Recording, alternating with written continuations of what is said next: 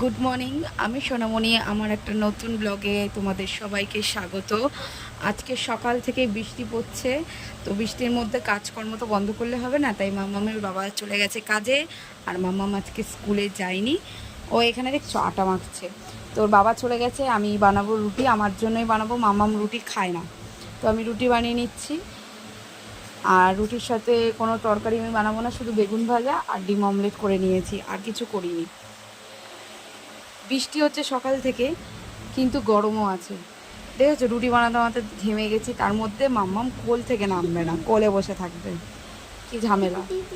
স্কুলেও গেল না, স্কুলে যেতে চাইছিল না, তাই পাঠায়নি। আর কালকে যেহেতু রথ, স্কুল ছুটিই থাকবে, সেজন্য আমি আর জোর করিনি, ঠাকুর যেতে হবে না। রাস্তাঘাটের যে অবস্থা, এমনি আমরা হেঁটে যেতে গেলে পড়ে যাচ্ছি, তো ওকে কোলে নিয়ে যাওয়াটা খুবই কঠিন। আর তার মধ্যে একটা রাস্তা ভালো ছিল, সেটাও কেটে দিয়েছে, তো যাওয়াটা খুবই মানে কষ্টকর।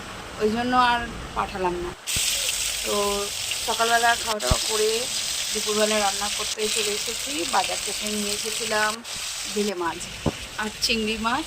চিংড়ি মাছটা চাল কুমড়ো দিয়ে রান্না করব, আর বেলে মাছটা টমেটো ধনে পাতা দিয়ে ঝোল করেছিলাম, একটু আলুও দিয়েছিলাম যেহেতু মাম্মাম খাবে।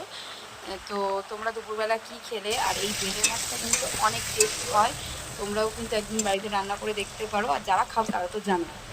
এখানে দেখো মাম্মাম আবারও আকাম করেছে, রসুন ছাড়িয়েছে, চারিদিকে নোংরা করে রেখে দিয়েছে। এদিকে আমার মাছের ঝোলও হয়ে গেছে। এবারে আমি চাল কুমড়ো রান্না করব। চাল কুমড়োটা ধুয়ে গ্রেট করে নিয়েছি, চিংড়ি মাছ দিয়ে রান্না করব। তো চিংড়ি মাছটা প্রথমে আমি পাঁচফোড়ন আর আদা আদা গ্রেট করে দিয়ে একবারে কষিয়ে চাল কুমড়োটা দিয়ে দিয়েছি, দিয়ে করে নিয়েছি। চাল কুমড়োটা খেতে কিন্তু অনেক ভালো হয়।